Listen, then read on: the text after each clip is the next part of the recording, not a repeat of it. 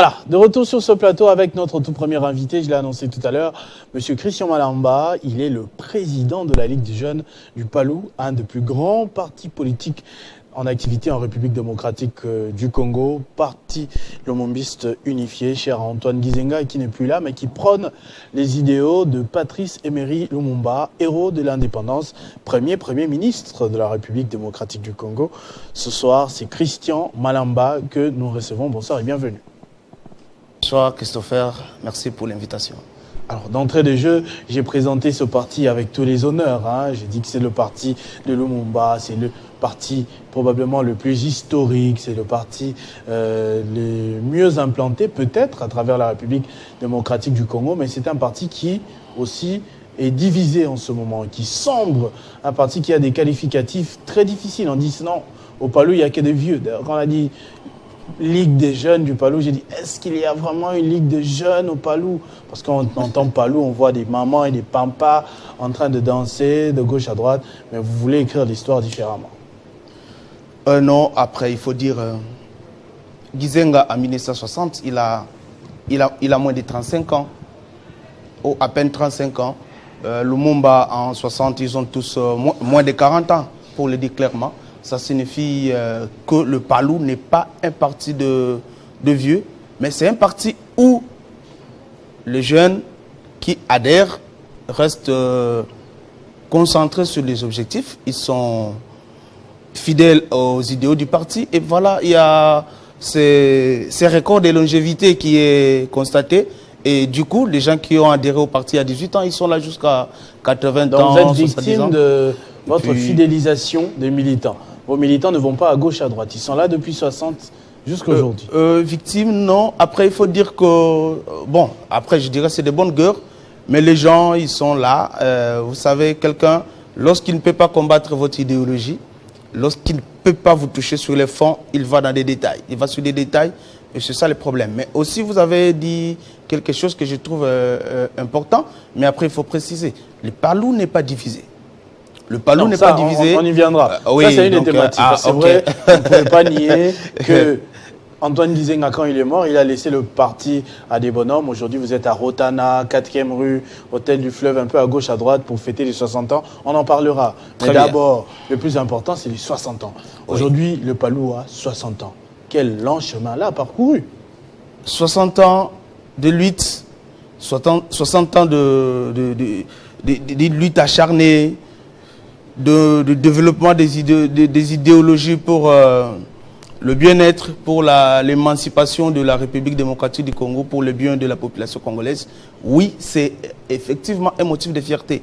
Je le disais l'autre fois aux camarades qui étaient avec moi, j'ai dit, on devrait même s'enorgueillir. Parce que battre un tel record de longévité pour un parti politique en Afrique où on est habitué à lier le parti à leurs leaders, à leurs créateurs, c'est très compliqué. On a vu beaucoup de partis disparaître juste après leurs créateurs, mais vous vous rendez compte que le Palou est là. Il a fait face à toutes sortes de tempêtes. Les chefs, les leaders charismatiques, les patriarches, l'immortel Antoine Gizenga s'en est allé. Nous sommes restés, nous sommes là et nous continuons à perpétuer sa lutte. Nous continuons à perpétuer ce travail qu'il a commencé avec ses compagnons. Ce n'est pas une mince affaire. Voilà pourquoi j'ai dit, les Lumumbis devraient en principe s'enorgueillir. Et c'est aussi un motif non seulement de fierté, mais ça nous pousse aussi à un peu plus de responsabilité et d'engagement pour notre pays, le Congo. 60 ans plus tard, le Palou n'a pas donné de président de la République, mais quand même. Oui, le Palou n'a pas donné le président de la République, mais le Palou a donné accès à la démocratisation du pays après plusieurs années de dictature. Pourquoi je l'ai dit, je vais peut-être c'est une information. Nous sommes en 2004, lorsqu'on doit voter la constitution actuelle, avec le Parlement de transition, le patriarche Antoine Gizenga, nous avons 4 députés au Parlement. Il demande aux députés du Palou, il dit, on va aller au Parlement au vote, on va vous proposer cette constitution. Au Parlement, vous ne votez pas. Vous votez contre la constitution. Elle sera adoptée. Et dès que ça sera adopté au Parlement, nous irons au référendum et nous demanderons à nos militants de voter massivement pour cette constitution.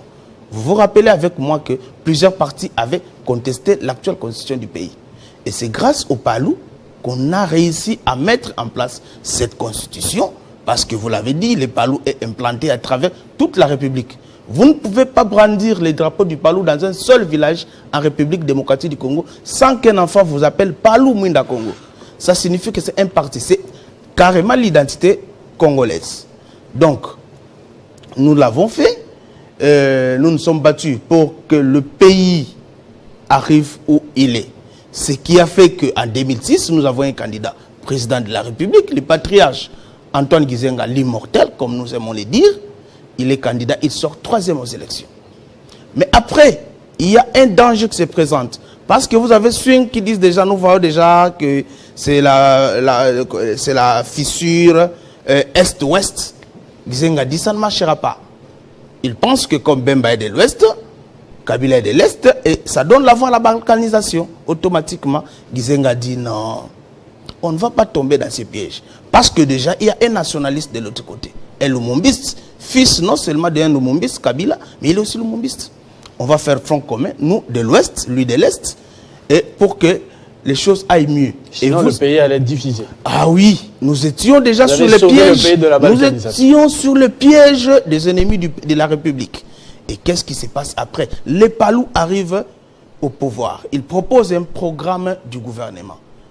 Vous êtes d'accord avec moi que toutes les politiques économiques de 2006 qui suivent ou que nous essayons d'appliquer jusqu'à aujourd'hui sont l'émanation des bases posées par les PALU en 2006 déjà.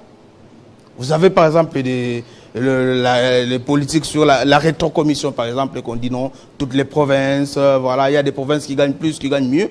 Il faut que on essaie d'équilibrer pour donner du souffle aux autres provinces. Ça, c'est les projets des sociétés. Vous retrouvez tout ça dans les projets des sociétés du PALU qui datent de plusieurs années avant les élections de 2006. Et il y a beaucoup d'autres, les contrats chinois, on vous a parlé, l'année passée, il y a eu des bruits sur les contrats chinois, Sicomine et autres.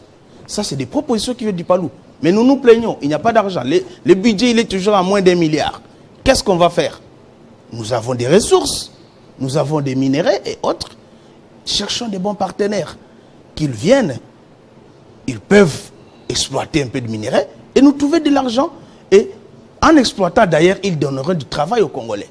Et nous donner des moyens de développer notre pays. Et nous avons commencé. De 2006, on est venu. Et aujourd'hui, le président de la République, et je salue son excellent Félix Tshisekedi, a pensé qu'il faut revisiter ces contrats. Ce qui est tout à fait normal. On part de 2006, aujourd'hui 2014, près 2024. Excusez-moi, 2024 aujourd'hui, bientôt 20 ans, c'est tout à fait normal qu'on puisse revisiter ces contrats qui ont été signés. En principe, il peut y avoir des avenants et autres.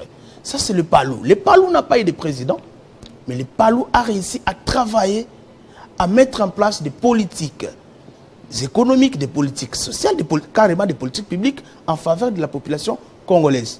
Les salaires, moi je suis fils d'enseignant, je suis fier de le dire. J'ai vu l'évolution du salaire de mes parents.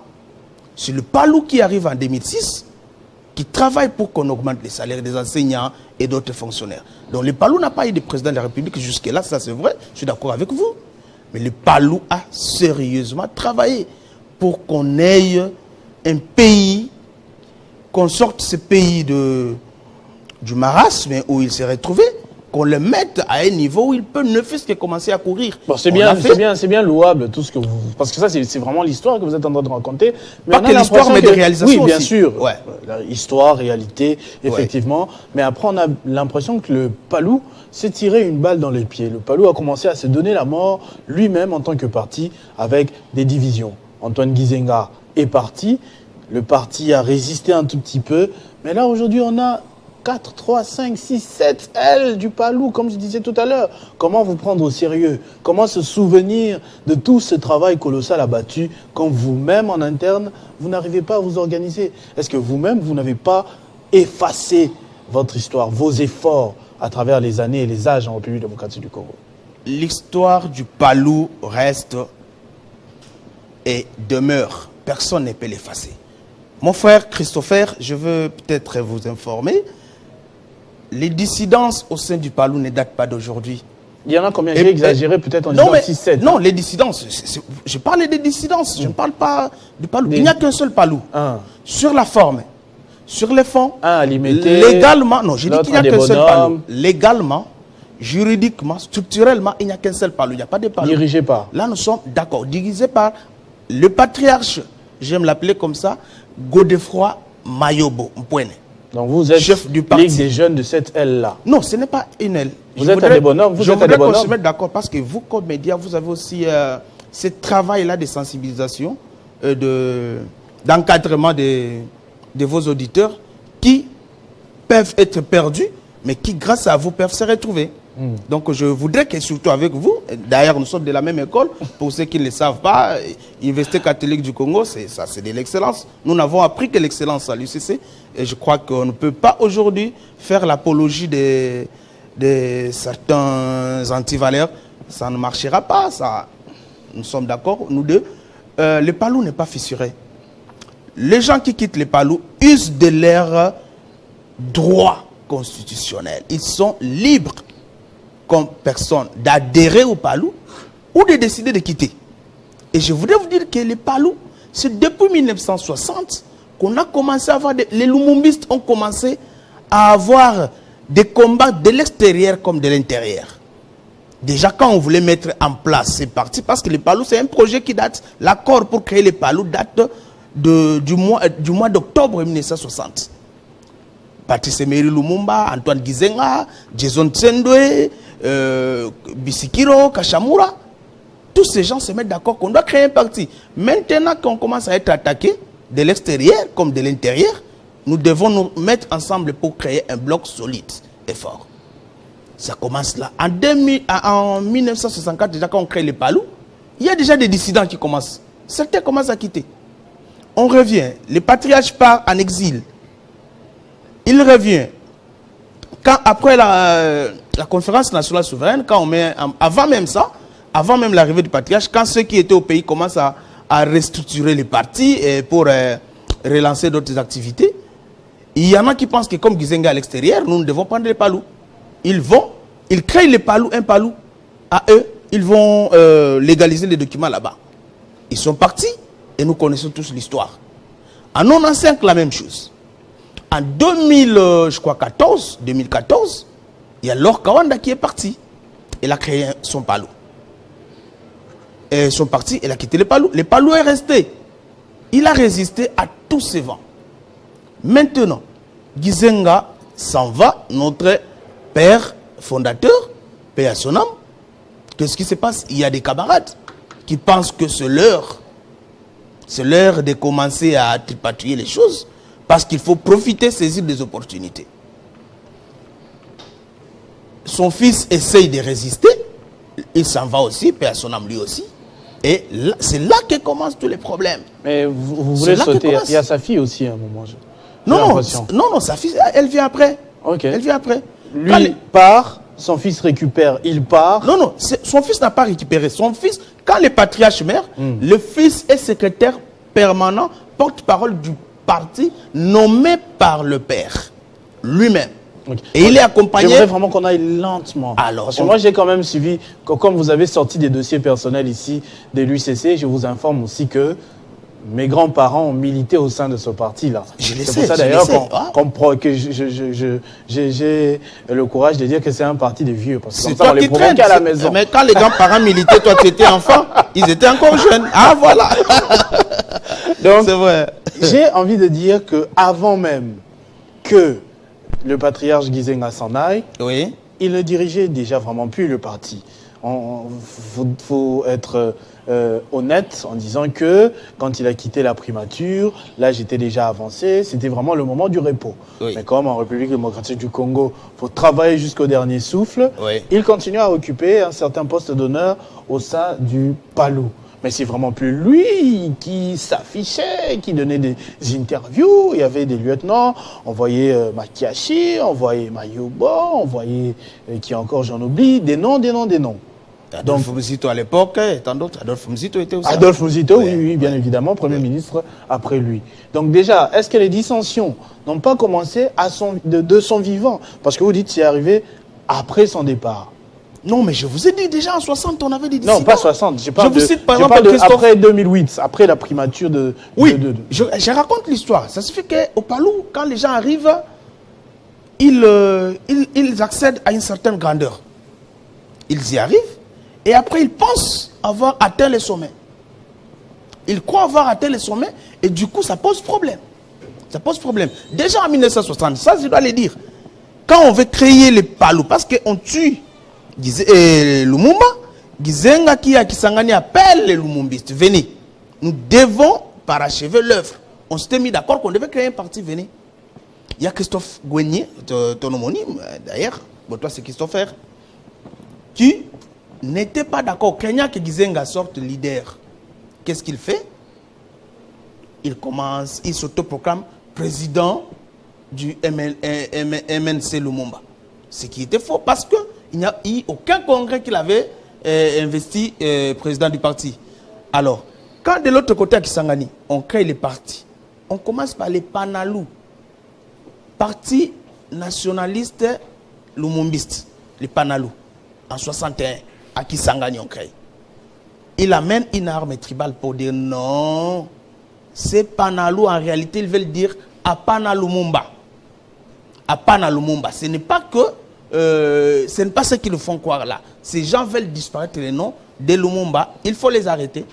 La campagne de SAP, c'est un mort-né concret. Et voilà, après, Gizenga. Donc les dissidents n'ont pas commencé après 2008 ou bien non. Il y a toujours eu ce goût. Les gens qui ont goûté au sucre, qui ont pensé qu'ils devaient rester, qu'ils devaient, et aussi ils sont devenus comme des rois. C'est comme des diacres qui portent les hommes et qui croient être devenus des prêtres. Alors qu'il oublie que son étole est renversée. C'est ça le problème. Et on a eu des gens, des dissensions. Des gens sont partis. Les gens sont partis. Ils venaient chacun, dès qu'il obtient quelque chose, il se croit grand, il part. Il part. Alors, pour revenir, lorsque Lugui meurt, et il y a eu quand même des problèmes, ça je dois les reconnaître au sein du parti. Rapidement, parce que c'est l'histoire, ouais, après on a l'actualité aussi. Oui. Rappelez-vous que après, il y a le patriarche Gizenga qui était d'abord chez lui à Bouma, de l'autre côté, mais qui s'est retrouvé à Montfléry. Pour qu'il se calme. Ouais, qui s'est retrouvé à Montfléry, retiré de l'affection de son épouse, qui ne pouvait plus les rencontrer. Il y a des gens qui ont travaillé sur ça. Je me réserve de citer les noms pour ne pas blesser certaines sensibilités. Mais on a retiré le patriarche à l'affection de son épouse. Son épouse qui voulait prendre soin de lui. Qui aimerait, toi, aujourd'hui... C'est pas lui-même qui avait divorcé? Non, c'est faux. Il est parti au Sud en Belgique. Mais après ça, c'est vraiment... Il est parti au Sud en Belgique. C'est vraiment des dossiers privés. Quand il revient... Pourquoi accrocher ça à l'histoire du Palou? Les gens étaient ministres. Ils ont pensé que pour mieux gérer certaines choses, il faut retirer parce que la maman gênée, entre guillemets, ils l'ont fait. Donc, c'est des histoires qui commencent déjà. Après, quand vous dites que le patriarche est déjà vieux, il ne gérait pas. C'est vrai. Ce n'est pas pour rien qu'on a une permanence du parti qui gère au quotidien le parti. On a un secrétaire permanent, porte-parole du parti, qui gère au quotidien. Et s'il y a des dossiers sensibles et hautement politiques, il va vers le patriarche pour avoir son avis. Et ça, c'est tout à fait normal. Même le président de la République qui ne gère pas au quotidien. Il y a des ministres qui gèrent, et puis lui, on lui fait des rapports, et puis voilà. Donc, c'est comme ça. Le président ne peut pas toucher à tous les dossiers. C'est ça aussi le secrétaire général, les rôles du secrétaire général chef du parti au Palou. Voilà. Mais je voulais revenir sur l'histoire des dissidents, parce que vous les trouvez quand même, il y a certains sur la 4e rue. Exactement. Les gens se posent des questions. Juste à côté de l'UCC. Non, non, ils ne peuvent pas être à côté. C'est en face, en fait. L'UCC, c'est la cité des Lumières, mon frère. Vous ne pouvez pas prendre ces gens et les mettre à côté de l'UCC, c'est compliqué. Alors, lorsque Lugui meurt, il y a un groupe. Mais parce qu'il y a quelqu'un de l'autre côté qui est ministre, on peut le citer parce qu'il est connu, Didier Mazenga, qui est ministre du Transport, qui essaie de... À cette époque-là. À cette époque-là, il essaie d'instrumentaliser un groupe de militants. Dit non, maintenant Lugui est là, nous devons nous organiser pour prendre le pouvoir. Mayobo, c'est quelqu'un de trop dur. Il pense qu'il est Gizenga, tout. Et effectivement, Mayobo, c'est le meilleur disciple du patriarche Antoine Gizenga. Donc, du coup, ils essayent de faire un forcing au siège du parti, ça ne marche pas. Ça ne marche pas. Qu'est-ce qui se passe? Ils vont s'exiler à la 4e rue et y installer une permanence. Ils ne sont pas les Palous. Ils ne sont pas les Palous. Après la mort de Lugui, l'intérim a été assumé par les camarades de Godefroid Mayobo. Nous avons organisé un congrès le 22 août 2021 et à l'issue duquel on a eu Godefroid Mayobo, secrétaire général, Ida Kidi Manzumba, secrétaire général adjoint, Célestin Ngoma Machichi, secrétaire permanent, voilà, avec son équipe. Et il faut dire que le secrétaire permanent est nommé par le secrétaire général, donc il ne sort pas du congrès. Nous avons organisé un congrès et puis nous avons présenté tous les documents aux militants.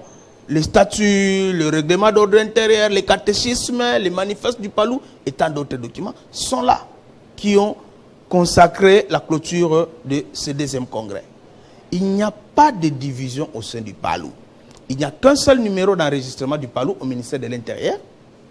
On ne consacre qu'un seul Palou, il n'y en a pas deux. Donc, question pour terminer ce chapitre de dissension, ou 2, 3, 4 Palou. Oui. Donc, Didier Mazenga est dans le gouvernement souminois, envoyé par le patriarche Mayobo. Mazenga, c'est un fausseur. Oh. C'est un fausseur. Donc, le gouvernement est dans l'illégalité. C'est un fausseur. Mais comme... je ne sais pas. Non, en fait. Attendez. Le président de la République il est là en tant que qui? Il a fêté les 60 ans du Palou. Non, j'ai dit c'est un fausseur. William Makachi n'est peut-être pas dans le gouvernement, mais il a organisé aussi une grande activité pour les 60 ans du Palou. Le patriarche Antoine Gizenga aimait le dire, une histoire falsifiée désoriente. Mazenga est fausseur. Comme l'est aussi Makachi, parce que les deux sont partis du Palou. Mais ils ne sont pas au Palou. Ce qu'il faut là, c'est de la rébellion. Et c'est des pratiques, des mauvaises pratiques, des tristes mémoires qu'on a connues avec des régimes précédents où on avait 2 partis, dédoublement des partis. Et il y a ces gens qui sont restés nostalgiques de ces pratiques, si je pourrais dire amorales, qui pensent qu'il faut continuer. Il est au gouvernement, je ne sais pas par quel mécanisme, parce que le président de la République, je dois l'avouer, a le pouvoir discrétionnaire de nommer qui il veut, où il veut. Vous avez aussi vu qu'il a récemment nommé un opposant au sein du gouvernement. On ne va pas dire, mais comment il se retrouve dans un gouvernement, il n'est pas de la majorité. Oui, mais le président l'a choisi. Donc Mazenga n'est pas dans le gouvernement sur le quota Palou. Didier Mazenga est un fausseur. Il n'est pas du Palou. Merci. Vous vous rappelez d'avoir éclairé notre lanterne. On va parler d'autre chose. Même Amassi Manimba, vous avez suivi. Il a été cité dans l'histoire des élections. C'est à cause de lui et certains de ses amis qu'on n'a pas des élections au Kouilou jusqu'à aujourd'hui. Donc des gens qui sont habitués dans des troubles et qui pensent qu'il faut l'amener même dans la politique. Et heureusement pour nous, c'est un parti. Du coup bannis du parti, ou bien s'ils font marche arrière, ils veulent demander pardon, vous allez récupérer. C'est quand même sensible comme cas. C'est quand même sensible. Mais nous sommes lumumbistes. Les lumumbistes, nous ne sommes pas aussi extrémistes. Si aujourd'hui, Didier Mazenga, maître Didier Mazenga, qui le salue, c'est un aîné de la commune de la province, je le salue en passant. Sauf que je ne suis pas d'accord avec ce qu'il fait. S'il revient aujourd'hui, il veut réintégrer son parti, les Palous, on peut le prendre. Parce que ça ne fait même pas, ça va faire bientôt 10 ans depuis qu'il est au Palou. Quelles conditions? C'est un ancien de l'arc de Mbouta Olivier Kamita, j'aime l'appeler Mbouta. C'est lorsque Mbouta Olivier quitte le ministère du Plan pour aller dans l'opposition que maître Mbouta Didier Mazenga pense qu'il ne peut pas être du côté de l'opposition. Qu'il vient chercher à intégrer au Palou. Il y a des aînés qui l'ont pris chez nous, qui l'ont amené chez nous. Je suis Jabodé Chimouna, maître Célestin Ngoma, maître Dan Makiachi qui est lui aussi parti, mon aîné Charles Mobiloulou et les autres. Ce sont eux qui ont amené Mazengo au Palou. Il Très n'a bien, même très pas bien, 10 très ans. bien, très bien. Il n'a même pas 10 ans. On va finir rapidement. 60 ans et après, quelle perspective? Et aussi les jeunes, la place des jeunes dans le Palou. Aujourd'hui, j'ai l'impression que vous êtes seul. Hein. Je ne connais pas aligné comme ça devant moi, même dans un meeting du Palou des jeunes. Des centaines, de plus en plus rare. des milliers, d'ailleurs, s'il faut prendre de tous les pays, ou des millions, des jeunes nationalistes lumumbistes, ils existent. Ils sont très nombreux. La Ligue des jeunes compte combien de membres? C'est vous le président? Non, la Ligue... Vous tenez vos réunions où? Meeting des Palous avec les jeunes. En fait, je voudrais préciser une chose. Les jeunes du Palou sont ligués. Ils sont constitués en une ligue. La ligue ne concerne pas que nous qui sommes ici à Kinshasa. La ligue, ce n'est pas la coordination nationale. Mais la ligue a en son sein tous les jeunes du Palou à travers la République, même ceux qui sont à l'extérieur du pays. Vous avez Eric Mounaya là, au Canada, les Christian Kitsoume et tant d'autres. Ils sont nombreux, même à l'extérieur du pays. Moi, je suis en contact régulier avec tous ces jeunes. Le Palou est planté même dans la diaspora. Même dans la diaspora. Mais nous avons des loups. Il y a le professeur Hugo Mwanza de Péasonam qu'on a enterré début août, qui était de la représentation extérieure. Alain Kiss, vous pouvez le connaître, il était aussi de là. Nous avons la représentation à Benelux, en France et autres. Nous avons les camarades d'Etienne Moubenga qui est à Paris et qui essaye de coordonner des activités. Ils sont nombreux, même à travers les pays africains, en Australie, partout. Merci en tout cas, merci pour l'histoire, merci pour les réalisations. Merci pour Patrick Mouyaya, par exemple, un des meilleurs éléments que le Palou ait pu offrir à ce pays, à ce gouvernement depuis quelques années. Merci beaucoup. Ça, rien à faire. Mais pour des perspectives, parce qu'on devait en parler. Oui, très rapidement. Le 19 octobre, nous organisons le symposium des jeunes nationalistes lumumbistes du Palou. On va bientôt faire des annonces pour que les gens nous localisent. Nous sommes désormais tournés vers l'avenir. Vous avez bien dit qu'il y a des choses que nous n'avons pas encore pu accomplir. Nous devons nous mettre au travail, sérieusement. Les Palous, ce n'est pas un parti des vieux, c'est un parti des jeunes. Il a été créé par des jeunes. Qui sont devenus vieux. Il est toujours... Ouais, qui deviennent vieux, naturellement. Et qui sont restés fidèles à l'idéologie. Ouais. Et il est maintenu par des jeunes. Patrick Mouyaya entre Palou à 25-26 ans. Aujourd'hui, il est au-delà de 40 ans. Quand il sera vieux, vous direz aussi c'est un parti des vieux. Moi-même, avec ma petite calvitie qui avance. Après demain, on dira c'est un parti des vieux. Mais je suis au Palou depuis quand? Depuis 2008 non, 2006, je suis au Palou. Félicitations. Jusqu'aujourd'hui. Voilà, donc nous avons beaucoup d'activités qui arrivent. J'invite le camarade jeune du Palou. Écoutez, le Palou, c'est le seul parti au Congo qui a une histoire intimement liée au pays. Quand vous devez raconter l'histoire du Palou, vous racontez celle du pays. Le seul. Et je voudrais demander aux camarades de se rappeler toujours que ce sont les jeunes qui ont fait accéder la République démocratique du Congo à l'indépendance. Les jeunes lumumbistes, pas d'autres. C'était des jeunes lumumbistes et certains s'étaient greffés à eux. Et il y a d'autres même, 11 jours après, ont déclaré la sécession. Vous avez Moïse Tchombe qui, on célèbre l'indépendance le 30 juin et le 11 juillet, c'est la sécession katangaise. Donc, j'invite tous les camarades jeunes du Palou à se mettre en ordre de bataille. C'est l'heure du travail. Les vieux sont fatigués, les aînés sont fatigués. Ils ont fait le travail. Nous devons prendre les relais et nous mettre en ordre de bataille. Et nous n'avons plus de temps à perdre. C'est l'heure du travail et je vous invite tous. Il n'est pas normal que dans un pays où tout le monde célèbre Lumumba, mais que tout le monde ne soit pas du Palou.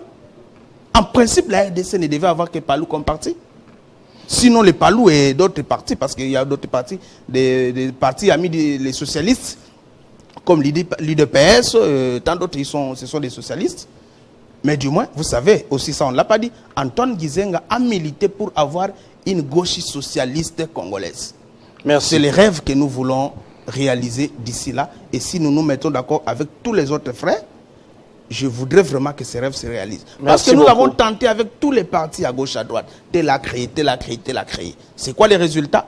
on va au-delà des 1000 partis. Merci beaucoup, Mais monsieur pour Christian quel objectif? Malamba. On fera peut-être une émission vraiment appropriée pour avoir plus de temps. Parce que l'histoire du Palu est vaste. Peu de temps. On peut écrire des livres, on peut faire des documentaires. Je vous reproche d'ailleurs tout ça, parce que les jeunes aujourd'hui... Non, les jeunes écrivent. Les plus jeunes ne sont pas au courant des documentaires, même des dessins animés. Faites, oui, je sais. Maître Célestin Ngoma a écrit Pas de limite à nos rêves. Il m'avait même offert ce livre. Il y a même La Passe du changement qui va bientôt être édité. Oui. Il a un livre dans les tiroirs. Il m'avait offert. Qu'il est en train de sortir. Donc, nous écrivons. Moi-même, je suis sur beaucoup de projets d'écriture. Merci. Mais je ne peux pas les sortir maintenant. Nous sortons d'une excellente école, toi et moi.